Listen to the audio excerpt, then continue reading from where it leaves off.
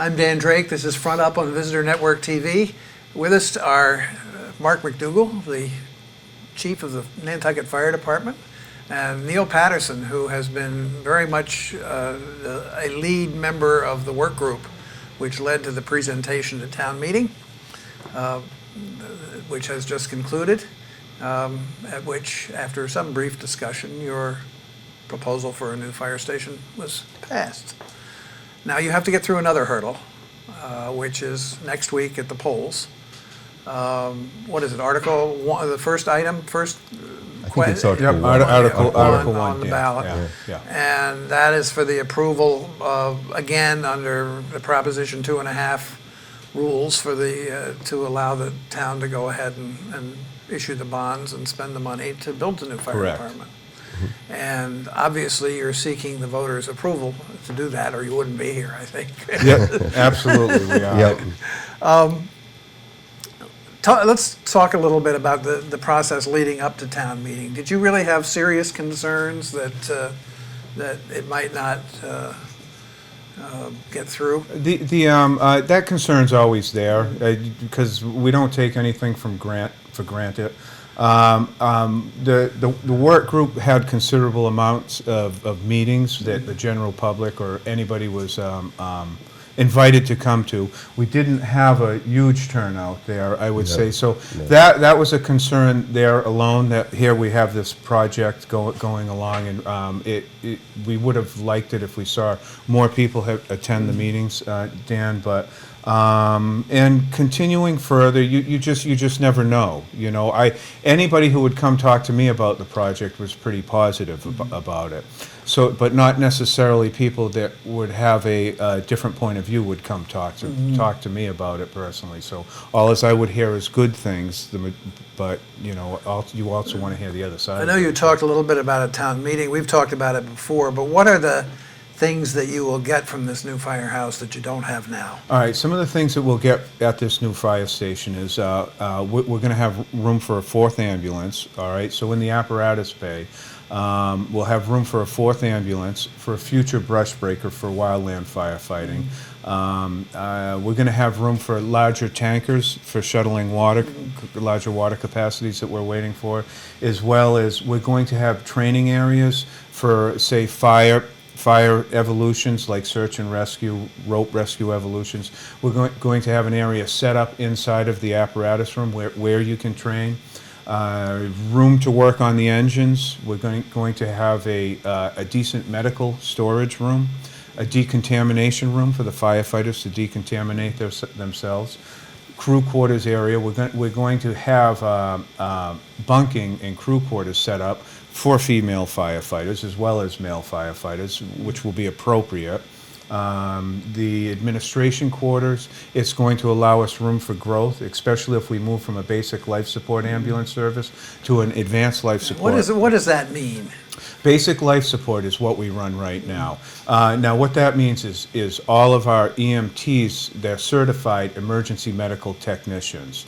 Now, what we're looking for is, in addition to that, which you would call them an EMT-P, which would mean paramedic.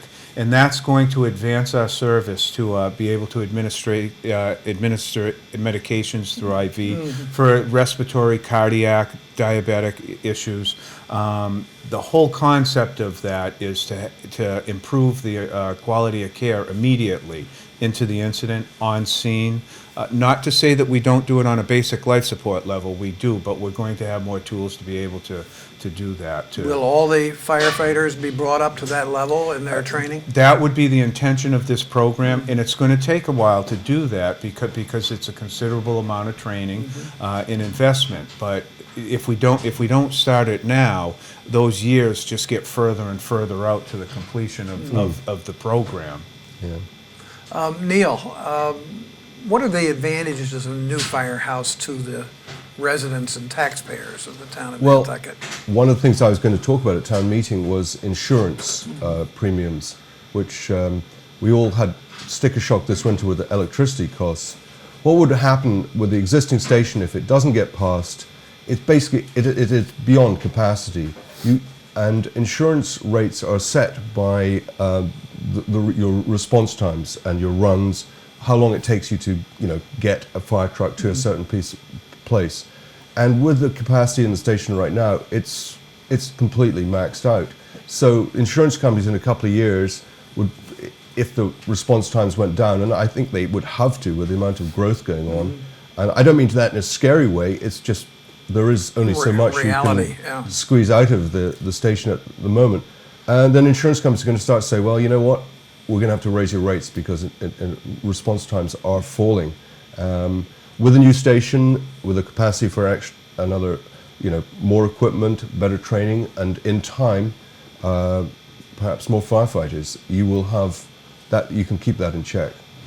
The work group, as part of its deliberations, discussed the idea of remote fire stations. We have Yeah. one in Sconset now. Yeah. We have a fire truck in Matticat of maybe dubious value. Correct. But you discussed the idea of putting staffed Right. remote fire stations around.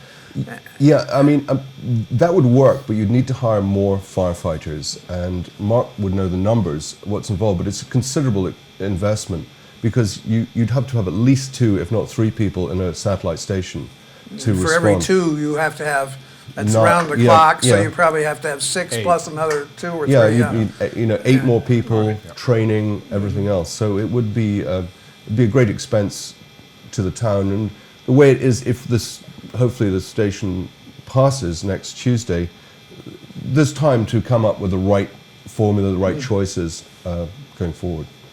Yeah, can I just add to that, surely. Dan? Yeah, because the idea of this main station is, because of the situation we're in right now, not being capable of filling 2 calls or 3 calls, what we consider consecutive calls.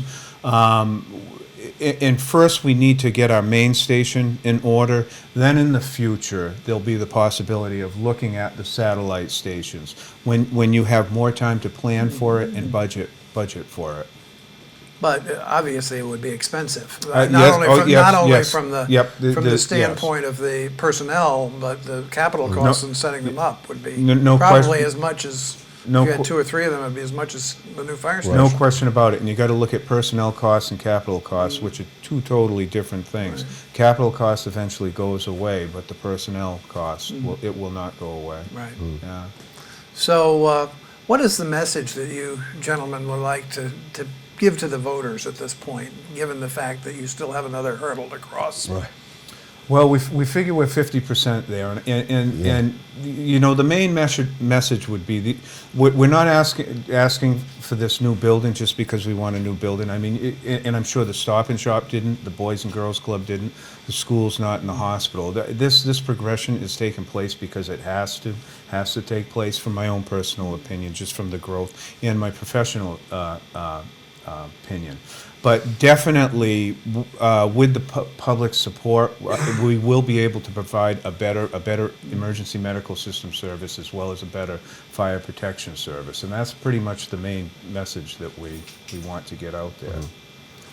Anything else?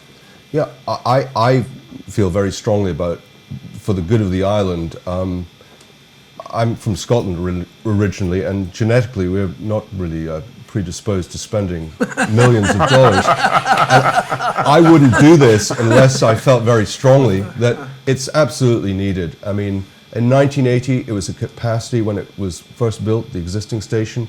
It's set up for 2 people to sleep there overnight. There are 5 in it right now. It's just bursting at the seams, and the island is going through a massive growth spurt. And we're all going to need the hospital, the ambulance, the fire trucks, at some point in our lives when we least expect it. In the funeral home, maybe. Well, that's another subject. But I really, our group spent 16 months, and Jack Gardner and I were in a previous group before that, and we had very animated discussions on all kinds of subjects, and this is what we came to. This is the consensus, and it's not. I feel very strongly about it, and I hope the voters agree with us and me.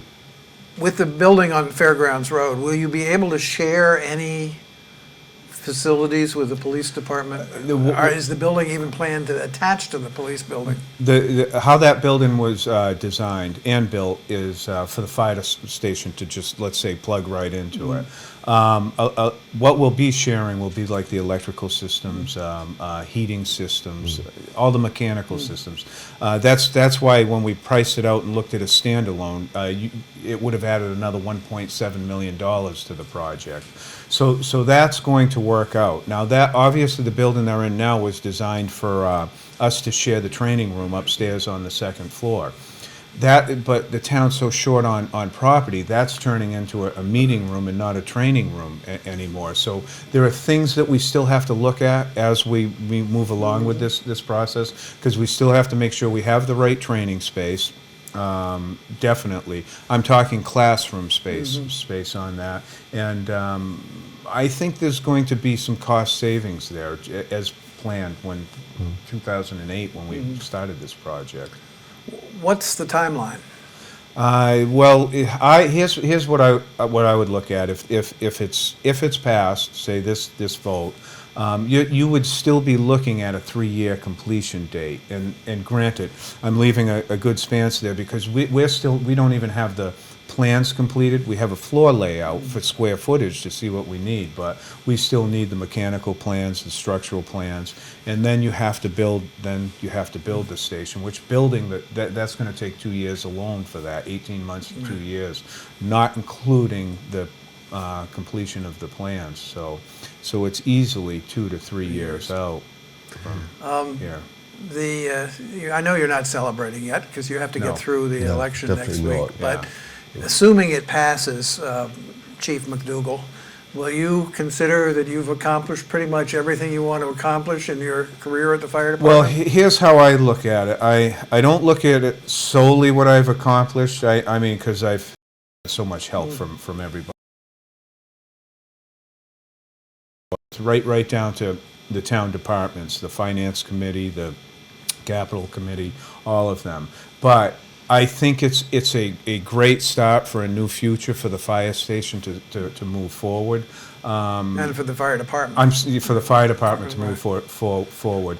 And that's how I look at it. It's not something I've accomplished myself. I mean, it needed full support of everybody. Everybody we work with, and it's made a Well, I hope you difference. will take some satisfaction out of it. I will take satisfaction out of it, but believe me, but it wasn't all my doing. It was everybody working together to. As everything is. Yeah, it is, it but, is. That's very true. Well, when is your retirement date? October 1st is my official last day. Well, we'll get you back before then, but best of luck. Sure. And then, Thank you. Especially best of luck to you and the fire department for next Tuesday at the election. Great.